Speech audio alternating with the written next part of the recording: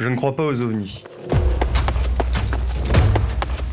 Mais l'actualité en ce moment est déroutante. Aux États-Unis, où le Pentagone a présenté cette semaine, les enquêteurs y étudient tous les signalements d'ovnis. Ils travaillent sur plus de 600 phénomènes inexpliqués. Les Américains, on peut le dire, sont inquiets et surveillent leur ciel.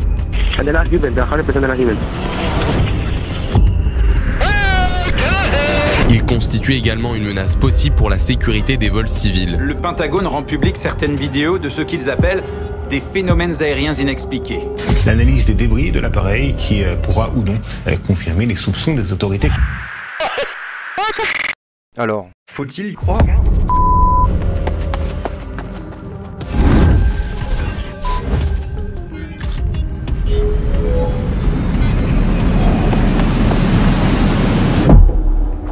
On est en plein film de SF. Entre ces actus et les intelligences artificielles dont on n'arrête pas d'entendre parler depuis le début de l'année, on vit littéralement dans le futur en ce moment. C'est une folie furieuse. Moi, il y a une intelligence artificielle qui a vraiment retenu mon attention pour le coup, c'est le Adobe Firefly. T'as dû en entendre parler, c'est l'intelligence artificielle qu'ils mettent dans la version bêta de Photoshop.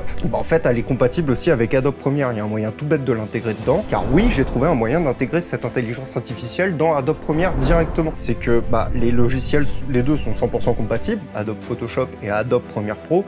Et en fait, quand tu enregistres ton fichier dans Adobe Photoshop, le fichier PSD, il s'intègre tel quel dans Adobe Premiere en fait. Il n'y a pas besoin de générer l'image. J'en vois plein qui font cette erreur de générer les images en JPG ou en PNG, de les exporter, de les réintégrer dans Adobe Premiere. Le souci de ça, c'est que quand tu fais ton animation dans Adobe Premiere, il y a des fois il y a un décal qui te plaise pas trop parce que il te plaise pas, point. Donc il faut retourner dans Photoshop, refaire la modif, la réexporter, la réintégrer dans Premiere, refaire les modifications d'animation. C'est débile! T'as juste à intégrer le PSD, si un calque te plaît pas, tu retournes dans Photoshop, tu fais ta modification, t'enregistres et c'est terminé. La mise à jour va se faire dans Adobe Premiere, t'as plus aucune manip à faire en réalité. C'est bête tellement c'est facile. Le seul prérequis nécessaire, c'est qu'il faut que t'aies la SOT et la SOT. Waouh, qu'est-ce que c'est que ce truc là? C'est nécessaire d'avoir le Adobe Creative Cloud parce que dedans t'as tous les logiciels et les versions bêta. Il n'y a que comme ça que tu peux avoir accès à ces versions bêta légalement. Donc si vraiment t'es curieux, que tu veux savoir comment toi aussi reproduire ça de ton côté, c'est parti, on y va, on va pas perdre plus de temps que ça, je vais te montrer comment faire.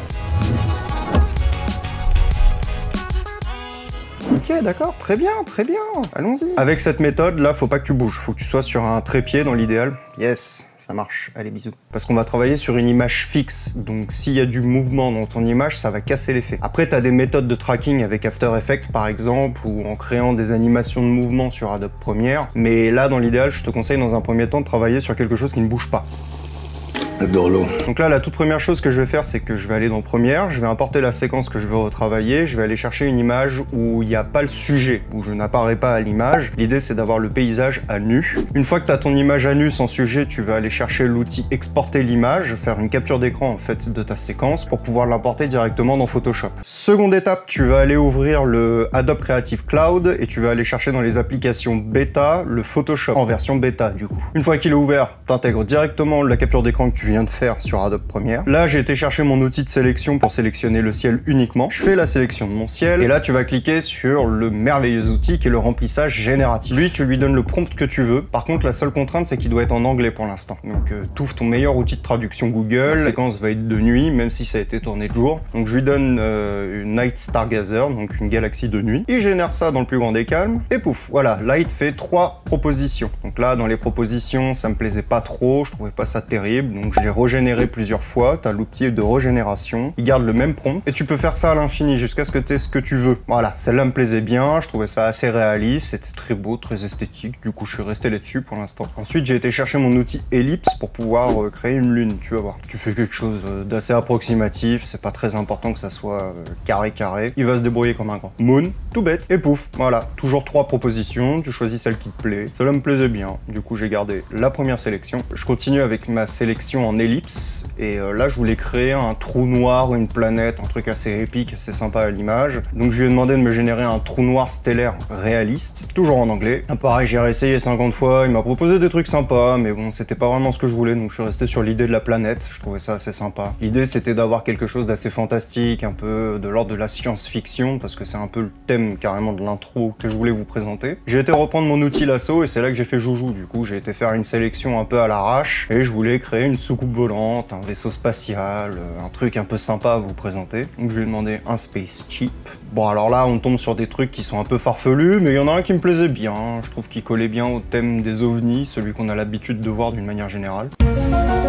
Alors tu vois qu'en le déplaçant, du coup, l'outil génératif génère le fond en plus de ton objet. Donc quand tu le déplaces, tu as une partie du fond qui bouge avec. Moi, je voulais pas ça, je voulais avoir que la soucoupe volante qui se déplace. Du coup, j'ai été rechercher l'outil de sélection rapide. L'idée, c'était de détourer uniquement la soucoupe volante et de laisser le fond dans le fond. Donc là, j'ai été faire ma sélection, tu fais ça en 2-2, c'est assez rapide, hein. Les joies de Photoshop. Une fois que le détourage est canon, ensuite, j'ai sélectionné, masqué, je l'ai intégré dans un nouveau calque. L'idée, c'est d'avoir la soucoupe volante sur un calque qui lui est propre pour qu'ensuite, dans Adobe Premiere, je puisse l'animer de manière indépendante. Ok, on valide. Et voilà, c'est terminé. Je me suis pas plus pris la tête que ça, en réalité, ça a été assez rapide. Là, t'enregistres, donc le petit contrôle S des familles, tu l'importes où tu veux, mais tu gardes bien le fichier en PSD. C'est très important. Ensuite, troisième étape, je retourne dans Adobe Premiere, et là, l'idée, c'est de faire un détourage du ciel uniquement, pour que le ciel soit masqué, qu'on ne le voit plus, et pour qu'on voit à la place ce que j'ai généré dans Photoshop. Donc là, ce que je vais faire, c'est que je vais aller dans l'outil de correction colorimétrique, je déroule le panneau du TLS secondaire, et l'idée, c'est de prendre le bleu du ciel et de faire ressortir ça uniquement, pour que ensuite, avec un ultra key, je puisse vraiment isoler que le ciel. En fait, l'idée derrière cette manip, c'est que je puisse isoler le ciel uniquement, mais avoir un détourage assez fin de moi qui passe devant. Comme un fond vert ou un fond bleu, ça permet d'avoir un détourage relativement précis,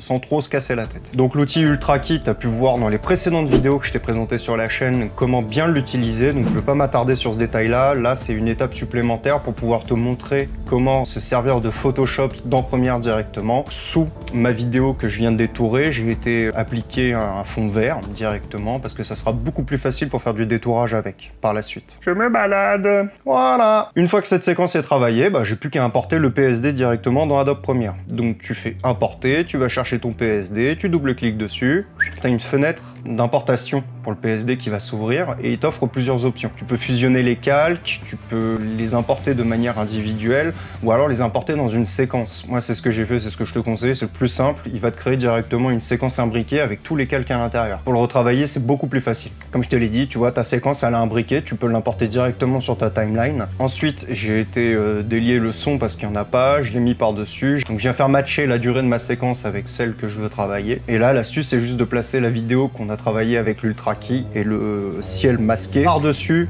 la séquence Photoshop. Et pouf, ça fonctionne. Voilà, il y a rien. Déjà, rien que là, tu as quelque chose de vraiment cohérent. Il faut vraiment pas bouger. Donc les opportunités de ce genre d'outil, c'est que du coup, tu peux vraiment te créer un décor de A à Z. Tu as vraiment énormément de possibilités et d'opportunités grâce à ça. Donc en double-cliquant sur la séquence imbriquée, tu peux voir apparaître tous les calques génératifs, donc tous les calques qui ont été travaillés sur Adobe Photoshop. Comme ça, tu peux travailler tes calques de manière indépendante les uns des autres. Donc là, je me suis un petit peu amusé. Donc j'ai réimporté ma séquence vidéo dans cette séquence imbriquée, tu la mets tout en haut, tu mets tous tes calques en dessous et à partir uniquement de cette séquence-là, tu peux travailler tout ce que tu veux. Donc là, je voulais donner du mouvement, du coup, j'ai créé un petit trou noir pour faire un effet un peu comme une espèce de fenêtre d'hyperespace dans Stargate SG1 pour donner du mouvement et une arrivée cohérente à notre soucoupe volante. Donc là, je vais travailler mes calques un par un, lui donner un peu de mouvement pour qu'on ait vraiment l'impression que c'est une vidéo et pas uniquement une photo. Voilà. L'animation du trou noir, elle est faite. Il n'y a plus qu'à faire matcher la soucoupe volante à l'intérieur. Et en fait, pour la soucoupe volante, je me suis pas pris la tête. Je vais juste appliquer un effet de transformation. Tu vas chercher ça dans le panneau effet. Et avec uniquement cet outil de transformation, tu vas pouvoir lui donner le mouvement que tu veux. Et après, là, c'est tout bête. J'ai été zoomé, on a été matcher l'intérieur du trou noir, le mettre bien au milieu, lui donner du mouvement. Donc le faire arriver hyper rapidement. Oublie pas d'activer l'angle obturateur à 180 degrés pour avoir un flot de mouvement naturel. Ça donne du réalisme à la séquence. Mais ça, c'est pareil, je te donne toutes les infos dans mes précédentes vidéos. Et puis après, là, il suffit juste de faire joujou. Donc, je vais donner un peu de move. J'ai joué sur sa position, son échelle et son angle. Et la dernière étape, j'ai été faire de la colorimétrie directement sur ma séquence vidéo. Là, l'idée, c'était de faire croire qu'on était en pleine nuit. Donc, j'ai baissé la température pour avoir quelque chose de très bleu. J'ai fait un peu d'étalonnage pour jouer sur les tons clairs, les tons sombres, péter les noirs, ce genre de choses. L'idée, c'était vraiment de faire croire qu'on était en pleine nuit. Parce que tourner de nuit, à part avoir un appareil qui soit extrêmement puissant, c'est un peu compliqué. Donc, je te conseille de tourner de jour et d'appliquer ensuite une correction colorimétrique pour faire croire que t'es de nuit. C'est plus simple de faire ça dans cet ordre-là. Après, il faut faire un peu de sound design par-dessus pour ancrer dans la réalité ce que t'es en train de voir. Et puis voilà, c'est tout. Après, c'est à toi d'imaginer ce que t'as envie de faire avec ça. Pour conclure, donc si la lune, par exemple, dans ta composition ne te plaît pas, t'as juste à retourner dans Photoshop, tu vas dans la lune, tu la choisis, ouais, t'en prends une autre, voilà, celle-là elle est bien, hop, CTRL S, on retourne dans Première, ça va se mettre à jour, attends un petit peu, tada, et voilà, c'est tout bête. Allez, soyons fous, on veut modifier la planète. Tiens, c'est sympa ça, tac, CTRL S, hop, on retourne dans Première.